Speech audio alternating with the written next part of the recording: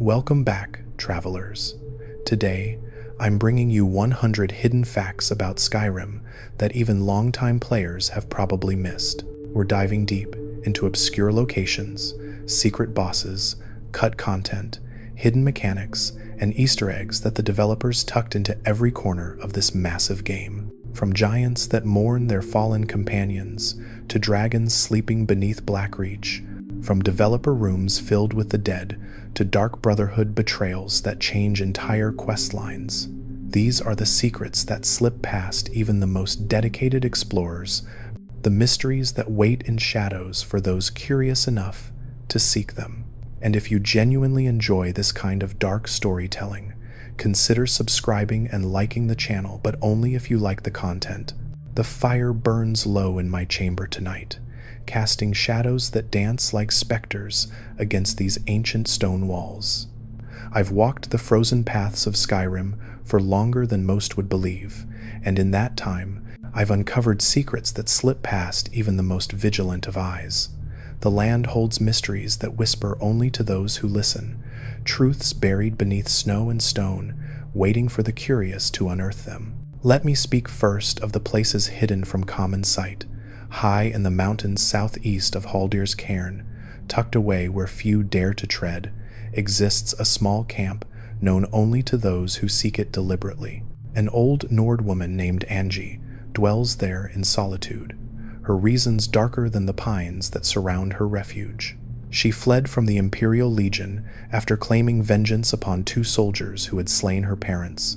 In her isolation, she became an archer of remarkable skill, and should you find her camp and prove yourself worthy through her trials, she will grant you training that adds 6 full points to your archery prowess. Her bow, a simple thing called Angie's hunting bow, becomes yours if you succeed.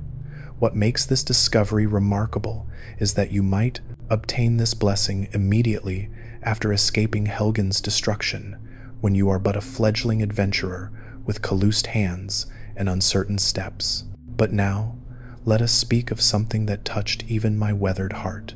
There exists a place unmarked on any map where a giant stands alone in mourning. I discovered this scene quite by accident while traversing the wilderness, and the sight arrested my steps completely. The creature, massive and ancient, stood vigil over the corpse of a fallen mammoth, its great form hunched in what could only be described as grief.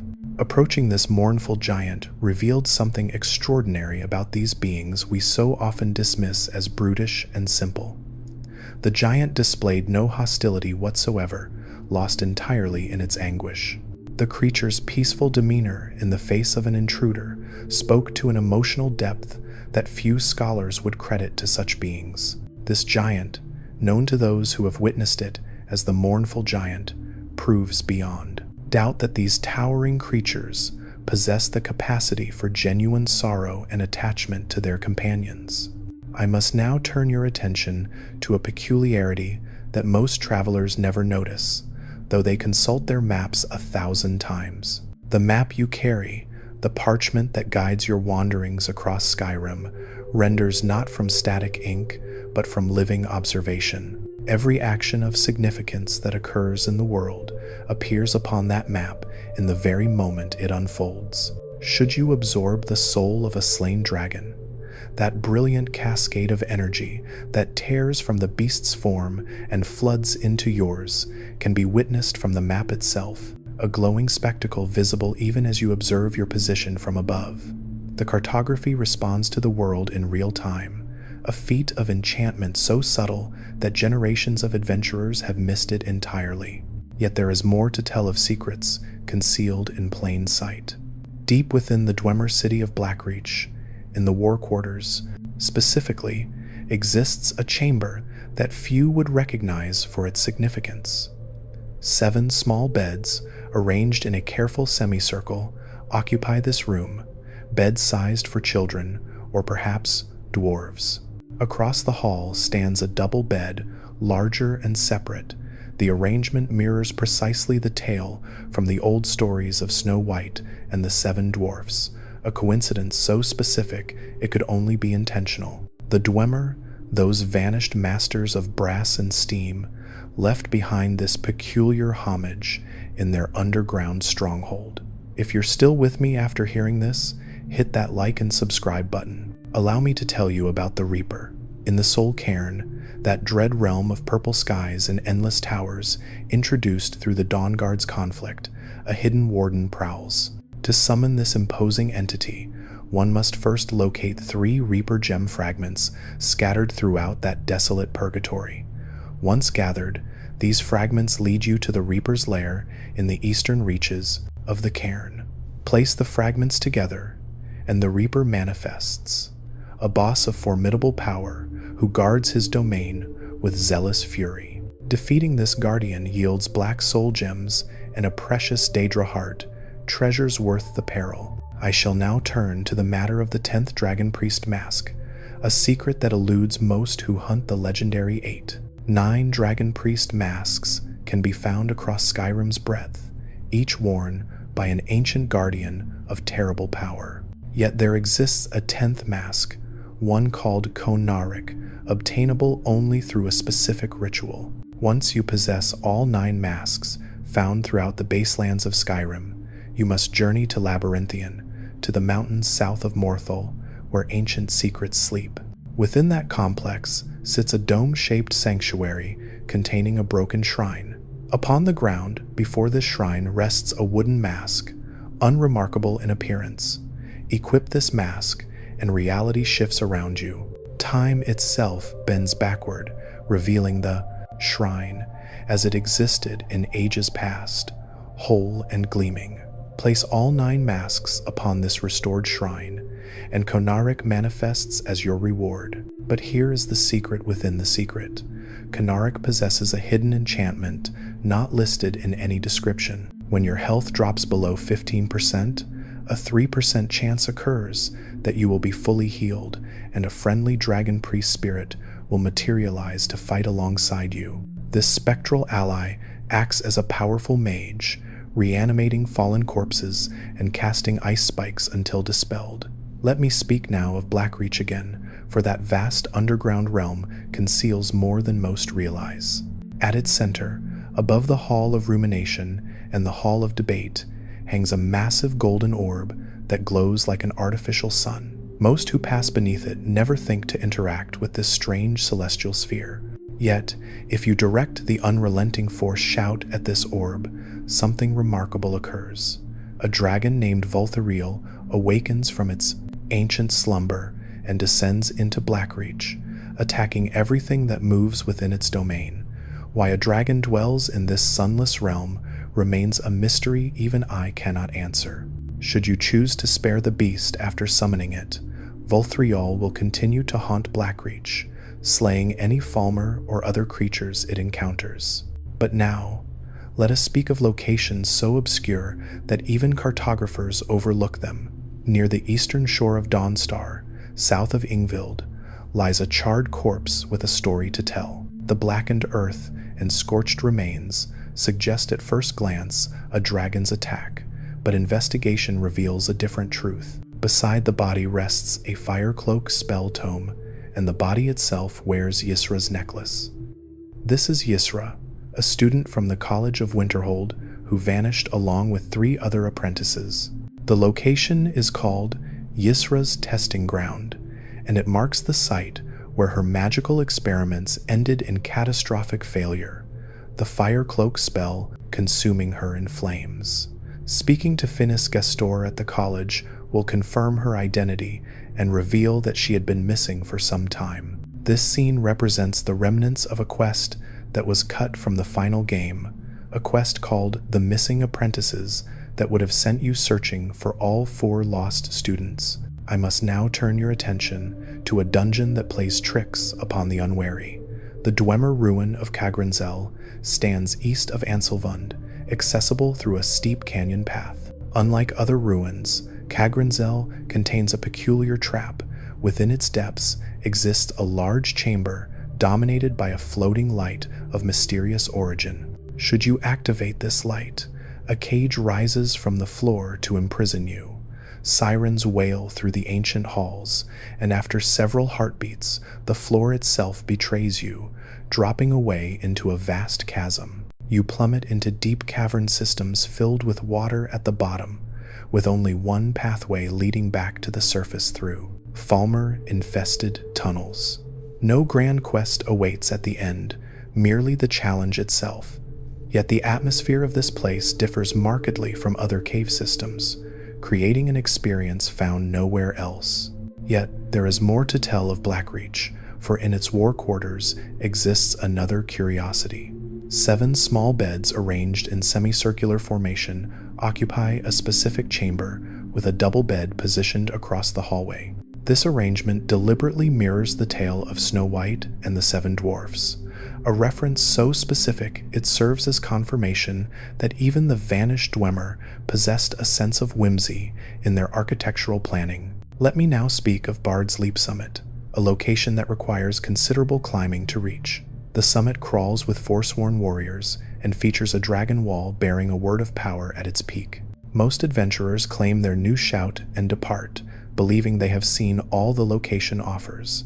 Yet if you venture to the small bridge spanning a gap at the summit's highest point and steel your nerve to leap from that tremendous height down to a tiny pool far below, something wondrous occurs. The fall is lethal if you strike the cliffside, but succeeding in this death-defying dive causes the ghost of a bard named Azadal to appear. This spectral musician congratulates you on your courage and grants you 2 points to your speech skill as reward for your leap of faith. I shall now turn to the matter of vendor chests, a secret that breaks the illusion of commerce throughout the land. When you purchase goods from merchants, those items must exist somewhere, yet pickpocketing vendors reveals they carry nothing on their person. The answer lies hidden beneath the ground. Vendor inventories are stored in invisible chests, concealed throughout every major city save Falkreath. The most accessible of these chests can be found in Dawnstar, near the entrance to Ironbreaker Mine. Just before entering the mine, look to the left of the entrance where rocks pile together. Crouch and approach these rocks carefully, and the prompt to search an invisible chest will appear. This chest contains all the goods belonging to Dawnstar's Khajiit caravan, accessible to those who know where to look. But now, let us speak of a peculiarity in Lost Prospect Mine.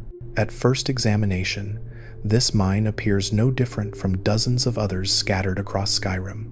The curious detail, however, is that it contains no ore veins whatsoever in its main passages. A miner's journal found within tells a tragic tale of 2 friends, partners who purchased this mine, hoping to strike it rich. The journal's author traveled to Riften for supplies, while his companion Byrne remained behind, still searching for valuable ore. When the first miner returned, Byrne had vanished, and he assumed his friend had abandoned their partnership. The truth lies behind the waterfall, deeper in the mine. There, concealed by cascading water, 3 gold ore veins gleam in the darkness. Byrne found the gold they sought, but the rocks crushed him to death before he could share his discovery. I must now turn your attention to Sovngarde itself, that hallowed realm of the honored dead where heroes feast eternal. When you enter Sovngarde during the final confrontation with Alduin, you are immediately greeted by half a dozen massive statues lining the stone steps that descend from the portal to Skuldafn. What most never notice is that these statues possess an unsettling property. Like the weeping angels from old tales, these stone guardians move when unobserved. Turn your back on these statues and wait several heartbeats, then look again. Every statue will have rotated to face your position, their stone forms shifting in the moments your eyes were averted. This eerie behavior represents one of the most disquieting aspects of Skyrim, testing whether the statues will continue their rotation if you refuse to look away. Yet there is more to tell of secrets hidden in Falkreath. At the town's heart stands the largest graveyard in all of Skyrim, filled with honored residents who defended the hold from bandits and monsters throughout the ages. So many bodies rest here that the Hall of the Dead serves not as a tomb, but as living quarters for the cemetery's caretakers, who tend these graves in perpetuity. The scope of this burial ground speaks to the violence and danger that has plagued this region since time immemorial. Allow me to tell you about the White Gold Tower, that magnificent structure from the imperial city of Cyrodiil. Though hundreds of miles distant, this architectural marvel can be glimpsed from Skyrim's borders if you know where to look. Using certain commands to remove the boundaries of the map reveals the tower rendered in full detail far to the south, a sight normally beyond the player's view. The tower also becomes visible during the quest, The Break of Dawn, a tribute to those who cherished the previous game and recognize this iconic symbol of oblivion. I must now turn your attention to a most peculiar Easter egg concealed within a dwelling in Markarth. In Endon's house, if you venture to the back room, a shelf contains an arrangement so deliberate it cannot be accidental. A sliced wheel of goat cheese, 3 pieces of garlic aligned in a row, and a bowl of glow dust are positioned to recreate a scene from the ancient arcade game Pac-Man. The cheese wheel, with its wedge removed, and a slaughterfish egg serving as the eye, represents Pac-Man himself, consuming the garlic pieces arranged like Pac-Dots. The glow dust, obtained from slaying wisps or ghosts, represents either the ghosts that chase Pac-Man or perhaps the power pellets he consumes. This homage to gaming history sits waiting in plain sight for those with eyes to recognize it. But now, let us speak of the Headless Horseman, that spectral rider who haunts Skyrim's roads between the hours of 10 in the evening and 4 in the morning. This ghostly figure, a clear reference to Washington Irving's tale, The Legend of Sleepy Hollow, rides aimlessly through the darkness on his phantom steed. Should you encounter him and manage to follow without spooking him away, he will eventually lead you to Hamvir's Rest, an ancient Nordic ruin. There, near the cemetery, you will discover a headless skeleton laid to rest with a skull and helmet positioned on the ground beside a sarcophagus, the final resting place of the horseman himself. Let me now speak of the Notched Pickaxe, hidden at the very summit of the throat of the world. To reach this artifact, you must climb to the absolute peak of Skyrim's tallest mountain, beyond even Paarthurnax's perch. The journey requires skillful jumping and climbing from the throat of the world's fast travel point, but the reward justifies the effort. The Notched Pickaxe sits embedded in stone just below the mountain's apex, and this unique tool bears enchantments that deal shock damage and boost your smithing skill by 5 points. The name pays homage to Marcus Notch, Person, creator of Minecraft, while the pickaxe itself references that game's most iconic tool. Some whisper this was Bethesda's way of saying no hard feelings after legal disputes between the two companies. Yet there is more to tell of hidden bosses lurking in forgotten corners. In Solstheim, introduced through the Dragonborn expansion, stands Castle Karstaag ruins. Within these ruins, a quest of tremendous difficulty awaits those brave enough to attempt it. First, you must journey to the glacial cave and retrieve Karstaag's skull from its resting place. Carry the skull to the throne in Castle Karstaag ruins and place it upon the seat of power. This action summons the spectral form of Karstaag, a frost giant of legendary might who represents one of the most challenging boss encounters in all of Skyrim. The battle tests even the most seasoned warriors, but victory grants rewards worthy of the struggle. I shall now turn to the matter of the Thieves Guild's secret language. Throughout every city and town in Skyrim, symbols are carved into buildings, posts, and stones. These markings, called Shadowmarks, serve as a coded communication system used by the Thieves Guild to identify important information about structures. A simple series of marks can tell a guild member whether danger lurks within, whether loot awaits discovery, whether the building is empty, or whether it serves as a safe haven. Once you join the Thieves Guild and learn this symbolic language, the entire province becomes readable in a new way, revealing information invisible to common citizens. But now, let us speak of a book that offers something truly unique. Scattered throughout Skyrim in various locations, you may discover a tome called Kolb and the Dragon. Unlike other books in the game, this one is written in choose-your-own-adventure style, allowing you to make decisions that lead to different outcomes within the story itself. The book presents you with choices at key moments, and selecting different options leads you down separate narrative paths to various endings. This interactive tome represents the only example of its kind in the entire game. I must now turn your attention to the Pied Piper reference hidden within a quest. During Dampened Spirits, you encounter a mage named Hamlin, who has created an army of skeevers in the basement of Honningbrew Meadery. His name and his journal entries directly reference the famous German folktale of the Pied Piper of Hamelin, the rat catcher who could charm creatures with his musical abilities. Hamlin's obsession with these rat-like pests mirrors the Piper's connection to rodents in the original story. Yet, there is more to tell of the companion's hidden abilities. Every humanoid companion in Skyrim possesses a remarkable talent that few adventurers ever discover. These followers can open any chest in the game, regardless of the lock's difficulty. From novice locks to master-level mechanisms, simply command your companion to open the chest and they will bypass the lock entirely, eliminating the need for lockpicking altogether. This ability proves invaluable when your lockpick supply runs low or when a particularly stubborn lock refuses to yield. Allow me to tell you about the Forgotten Vales Paragon system, an intricate secret within the Dawnguard expansion. Throughout the massive Forgotten Vale dungeon, 5 Paragon gems can be found on the corpses of frost giants that inhabit the zone. Once obtained, these paragons must be taken to the Paragon platform located east of the Way Shrine of Resolution. Socketing each paragon into the device opens a hidden portal to a secret location. 5 paragons mean 5 hidden areas in total, each containing valuable treasures. Among these rewards lies Auriel's Shield, one of the most powerful unique items in the game, capable of storing the energy of blocked attacks and releasing it in devastating power bashes. But now, let us speak of a hidden reference in Skuldafn. Deep within that Nord temple, inaccessible once you leave it after the main quest, sits a fireplace containing an unusual object.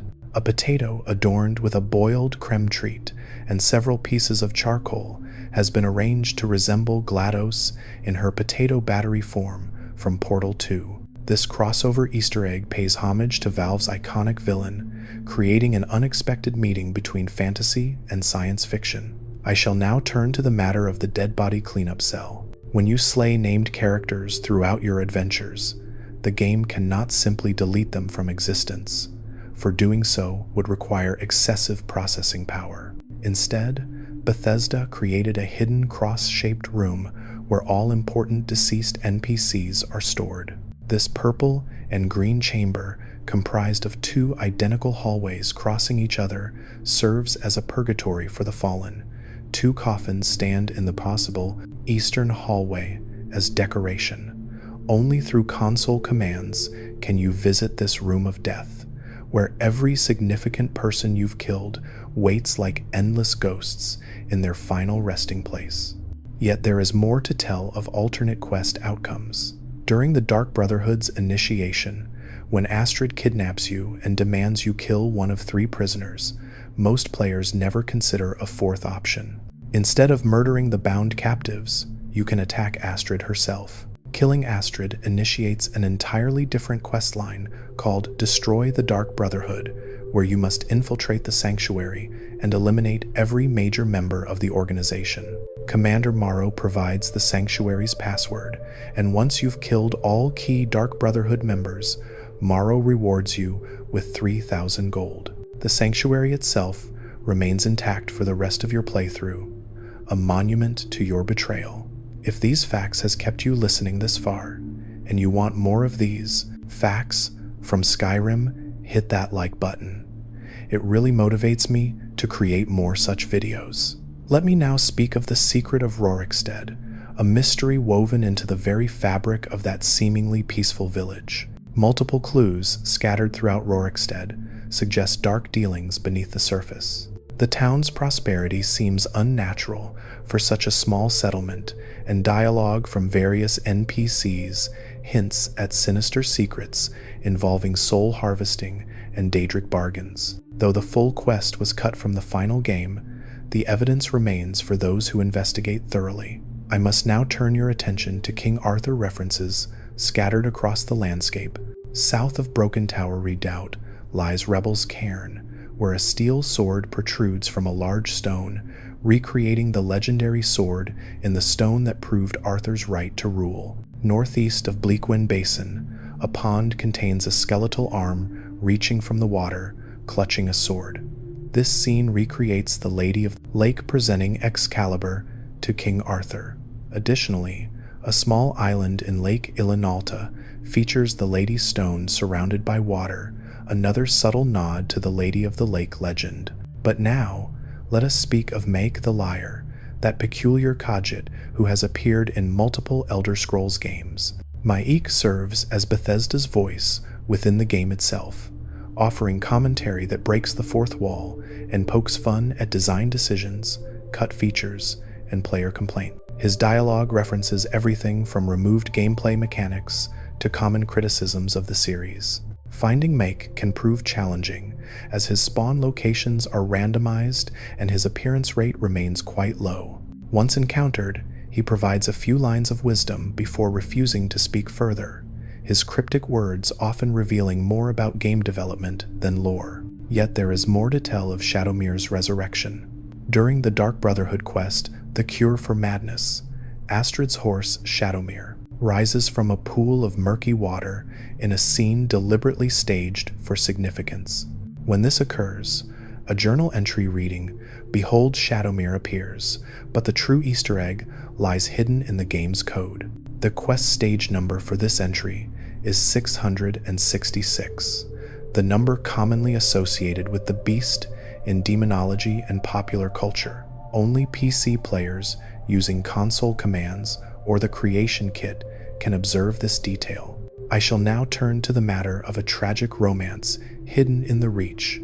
Southeast of the shrine to Periite, approximately halfway up a mountain, you can discover a scene that recreates Romeo and Juliet's final moments. Two dead NPCs lean against a table with potions beside their hands, suggesting they took poison together rather than face separation. This bloody tableau serves as Skyrim's tribute to Shakespeare's most famous tragedy, hidden away where only thorough explorers will find it. Allow me to tell you about the giant clubs that lie scattered in certain giant camps. Though players cannot wield these massive weapons themselves, companions possess the ability to use them in battle. At three specific giant camps, Secunda's Kiss, Steamcrag Camp, and Tumble Arch Pass, you can find these clubs as miscellaneous items. Remove every weapon from your follower's inventory, then command them to pick up the giant's club. Your companion will then use this enormous weapon in combat, wielding it with surprising effectiveness. But now, let us speak of Vilod's Mead with juniper berries.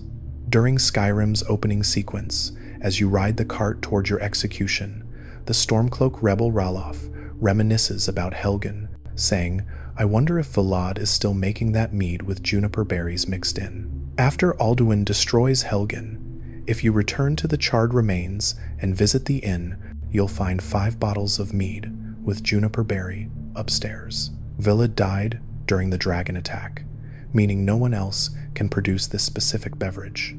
Strangely, these bottles respawn every 10 days, despite the brewer's death, a curious detail that seems to defy logic. I must now turn your attention to the peculiar behavior of items on merchant counters. When purchasing goods from vendors, observe carefully any items displayed on their shelves or counters. The moment you complete a transaction for a visible item, that object vanishes from its physical location instantly, disappearing the very second you confirm the purchase. This attention to detail creates a seamless connection between the merchant interface and the physical world, though most travelers never notice this synchronization occurring before their eyes.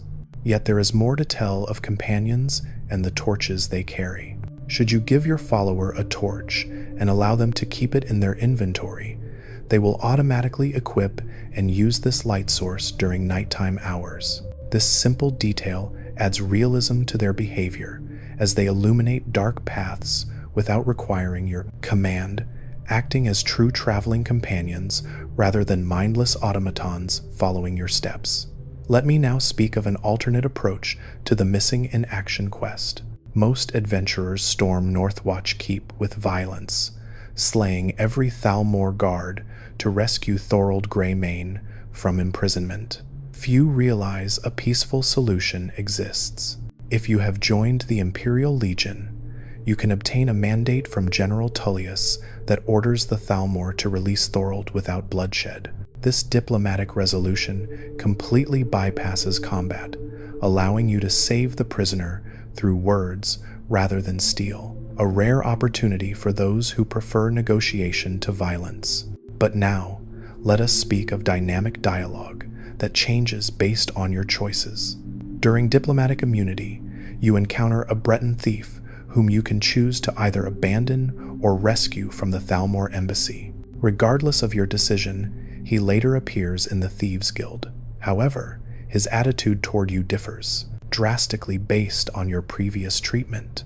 If you saved him, he shows gratitude and warmth. If you left him to his fate, his responses drip with bitterness and resentment, making dismissive remarks like, "You've caused enough trouble already." This branching dialogue demonstrates consequences that extend far beyond the immediate quest. I shall now turn to the matter of rare dialogue triggered by reversing quest order. When you complete Hermaeus Mora's quest in the base game, you receive the Ogma Infinium. Later, when encountering the Daedric Prince again during the Dragonborn questline, he mentions giving you this gift in Apocrypha. However, if you defeat Mirok first and complete Dragonborn before discerning the transmundane, entirely different dialogue plays. Hermaeus Mora comments on your victory over Miraak and states he's been expecting you ever since that triumph, establishing continuity in reverse order. Yet there is more to tell of the Civil War's betrayal option. When retrieving the Jagged Crown for your chosen faction, an opportunity for treachery presents itself. You can deliver the crown to the opposing side instead, triggering unique dialogue from either General Tullius or Ulfric Stormcloak. Both leaders express suspicion about your sudden change of allegiance. Ulfric even suspects the crown might be poisoned, an assassination attempt disguised as loyalty. This rarely heard dialogue only emerges if you roleplay as an untrustworthy scoundrel willing to betray your original choice. Allow me to tell you about the infinite arrow trick that patient thieves can exploit. Find a location with an archery range where a practicing archer NPC fires arrows at targets such as the guards at various camps. With decent pickpocket skill, steal all the archer's arrows, then place a single arrow of the type you desire into their inventory. The NPC will begin firing that arrow type endlessly into the target. Simply collect the arrows from the target repeatedly, and you can amass an unlimited supply of even the rarest arrows, like Daedric or Ebony, without purchasing them. But now, let us speak of unique dialogue when killing Eola immediately. During the Daedric quest involving Namira, you first encounter the cannibal Eola in Markarth. While most join her to obtain Namira's ring, you can instead kill her on the spot. This triggers rare dialogue from Brother Varulus, who asks you to spare him the grisly details when you inform him a cannibal had been eating corpses, preferring to let the matter rest without further investigation. I must now turn your attention to the tragedy that befalls if Lucan Valerius dies before returning the Golden Claw. Normally, Lucan's sister Camilla gives you directions to Bleak Falls Barrow to retrieve the stolen artifact. However, should an unfortunate accident befall Lucan before the quest's completion, Camilla's dialogue changes dramatically. She expresses grief over her brother's death while still hoping you'll recover the claw, her words heavy with loss and determination to honor his memory. If you are really enjoying these facts, leave a like. It's the only way I know you liked the video. Yet there is more to tell of the Fortify Restoration glitch, though some consider it an exploit.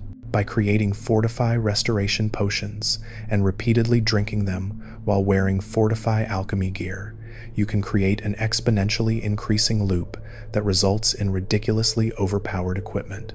This unintended consequence of how the game calculates enchantment effects allows dedicated alchemists to break the game's balance entirely, creating weapons and armor with astronomical stat bonuses. Let me now speak of the horse's remarkable climbing ability. Todd Howard famously stated that mountains in Skyrim could be climbed, and while this seems impossible on foot, he spoke truth. When mounted on a horse, you can scale nearly vertical inclines that would be impossible to traverse otherwise. The horse's physics allow it to walk up mountainsides at angles that defy logic, effectively letting you bypass difficult terrain and reach locations much faster than traveling by road. I shall now turn to the matter of Winterhold's tragic history. The city you see, barely more than a handful of buildings clinging to a frozen cliff, represents only a fragment of its former glory. Before the Great Collapse, Winterhold was a sprawling metropolis housing many buildings and hundreds of citizens. Then the Sea of Ghosts came alive, waves rising to impossible heights and washing away nearly the entire city. Only the College of Winterhold and a few structures survived this catastrophe, leaving behind a broken shell of a once great hold capital. But now, let us speak of the Gildergleam Tree in Whiterun, for it holds significance beyond its obvious beauty. This massive tree, growing in the city's heart, represents the only temple to Kinnereth in the entire province of Skyrim. Search every city from Solitude to Riften, and you'll find no other temple dedicated to this divine. The Gildergleam's tremendous size symbolizes Kinnereth's importance among the 9 divines and her connection to nature's restorative power. Yet, there is more to tell of Riften's boarded-up gate. When exploring Riften's various entrances, you'll notice one gate has been sealed with boards, preventing access.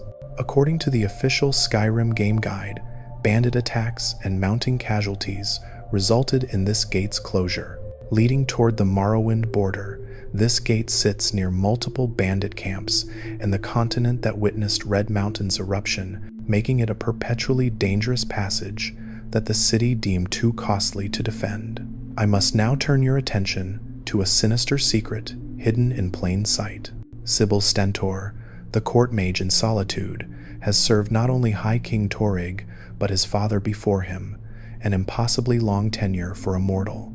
The truth reveals itself through careful observation. Sybil is a vampire who has lived far longer than any ordinary human. She sustains herself by feeding on prisoners in Solitude's dungeons, and while she never openly admits her vampiric nature, her dialogue contains coy hints and suggestions for those perceptive enough to notice. Allow me to tell you about Folheim, the Nord who can be found drowning his sorrows in Nightgate Inn. Speaking with the innkeeper reveals that Folheim drinks to forget terrible memories. More telling is the weapon he carries, a blade sword. This identifies him as a former member of the elite warriors who guarded the Emperor, an organization hunted nearly to extinction. Folheim represents one of the few survivors, a man who has witnessed more death and tragedy than most could endure, seeking solace in alcohol and isolation. But now, let us speak of the torch's hidden combat utility. While blocking with a torch equipped, you can bash opponents with the flame. This torch bash has a small chance to inflict fire damage on your enemy, transforming a simple light source into an impromptu weapon. Though the effect proves minor, it can make the difference in desperate situations when trapped in dark caves with limited options. Yet there is more to tell of standing stones and their flexibility. After escaping Helgen and encountering your first standing stone, many adventurers never realize these blessings can be changed. 13 standing stones exist throughout Skyrim, each granting different bonuses to match various playstyles. You can visit any standing stone at any time and switch your blessing, allowing you to adapt your character's strengths as your needs evolve. I shall now turn to the matter of giving gold to beggars. This seemingly simple act of charity grants more than good karma. Donating gold to any beggar places a blessing upon you that increases your speech skill by 10 points temporarily. This divine favor rewards generosity, making those coins spent on the destitute an investment in your own persuasive abilities. Let me now speak of the pickaxe's alternative use. Rather than opening your inventory and equipping a pickaxe every time you wish to mine ore, you can instead equip the pickaxe as a weapon and swing it at the ore vein like a sword. This method mines the ore just as effectively while feeling more immediate and satisfying, eliminating the need to enter the mining animation repeatedly. As my tale draws toward its conclusion, I must speak of one final secret: the ability to instantly kill forsworn Briarhearts through pickpocketing. These fearsome warriors have literally had their hearts replaced with briars through dark ritual. If your pickpocket skill reaches sufficient levels, you can reverse pickpocket and steal a Briarheart's actual heart from his chest cavity. Removing this vital organ kills the warrior instantly, regardless of his level or health, as you've literally stolen the magical component keeping him alive. Fire has burned to embers now, and the hour grows late. I have shared with you secrets that span from the highest peaks to the deepest caverns, from developer jokes to tragic cut content, from hidden bosses to obscure mechanics that escape even veteran adventurers.